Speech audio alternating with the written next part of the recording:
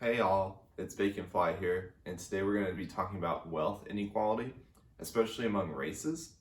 And as you may know, I am a finance major, graduated from California State University San Marcos in 2020 during the pandemic, which wasn't really a great time to be in school because you went online and you were still paying for the actual facilities and the building, and even some cases the parking. But beyond that, make sure to like and subscribe for more content. Anyways, on to the video. So what makes the wealth inequality gap so large for most people? Well, you might be thinking it could be investments. People aren't investing as much as other people who are wealthier are. It could be an income thing. Are people really striving to earn a larger income? Are people, taking advantage of the financial resources that they have around them? But the big one is actually home ownership. And we can see this. Harvard did a study. If you go on scholarly article databases, a lot of people have correlated home ownership with net worth. And the reason behind it is pretty simple. When you own a home, you have equity in the home and you have the value of the home. Now, the value of the home is whatever you bought it at. And the equity is whatever value it gains over time, just from owning it. Because homes appreciate because there's always a limited amount of land, always going to be a limited amount of homes. And so the price appreciation of homes is only going to continue going up. The only time it's ever gone down in the history of recorded economics in America is 2008. The only time. Out of every single financial crash, only one made home prices across the nation go down. That's never going to happen again, realistically speaking, unless, they were selling mortgage-backed securities again, which they still do. I think right now what you're going to see in the housing sector is you're seeing people buy because people want to own real estate right now. That's going to continue to increase prices because if people are going to keep buying, homeowners who are selling have the power to raise the price. This isn't going to last forever, but it doesn't mean that home prices will ever go back down per se when the market cools off. It just means that the prices won't go up nearly as crazy. And so you might be thinking, well, if someone in a lower income community making lower income and house prices are going up, how are we going to afford a house? So there's other ways to invest in real estate called REITs, which are real estate investment trusts. And they're basically kind of like mutual funds, but instead of stocks and company ownership like bonds and other commodities and other types of assets, it's purely real estate. So you put in your money, that helps the company buy properties, and then they share a portion of that property based on how much you put in. So if you invest $600 and the property they buy with that, let's just say it's $600,000, you have invested 0.1% of that property. So every time it goes up by, let's say 5%, you're getting in whatever 0.1 times 5%. And that may not seem like a lot, but at least you're getting that same type of you're getting that same type of investment that you would with owning a home, even if you can't own a home. And the data shows that it's about like 74%, 77% white people in America own a home, and like 44% of African Americans own a home. And the thing is that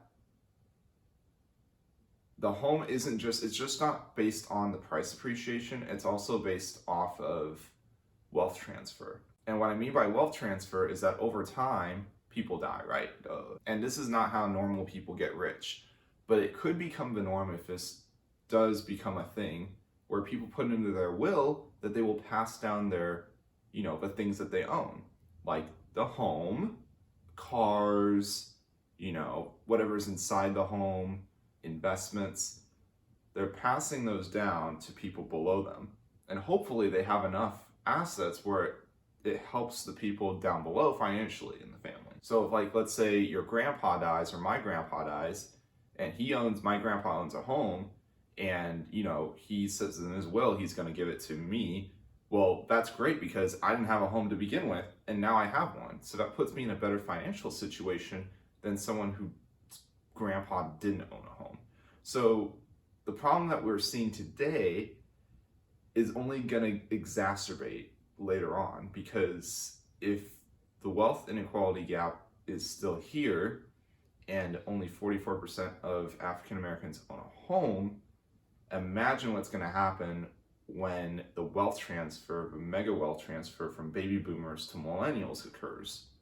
You're going to see, you're going to see some crazy stuff happen where, white owners they're just going to boom, and that percent may go down for African American homeowners because they didn't have any wealth to begin with during the wealth transfer.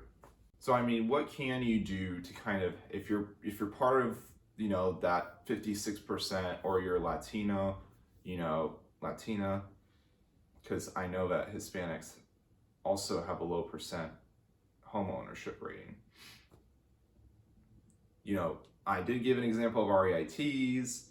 You could do, investing on the side. You could just educate yourself on real estate, because I feel like that's one of the things that people miss, is understanding that home ownership, yes, it's expensive, but it just packs on that wealth. It's like a big mega punch, like in Pacific Rim, where the guy pulls his arm back and does the mega fat punch. It's kind of like that, but over the course of 30 years. And you're going to thank yourself when you do it, because renting is awful, and this is why renting is awful. Number one, when you rent, you're actually not hedging yourself against inflation. What I mean by that is that rent prices always go up. Real estate always goes up. That means rent prices are always going to go up. So instead of paying the flat mortgage payment that you normally would, you're going to have to start paying more every year. And in California, it's like you can't raise it by more than 6%. But in other states and over time, you're going to go from spending $2,000 a month to $4,000 a month. So you're kind of screwed. You should probably do something about that. Another thing that makes renting bad is that you don't get the mega punch wealth that you do with the home. You don't get the equity, and you don't get the home value with it. You're basically stuck with less net worth.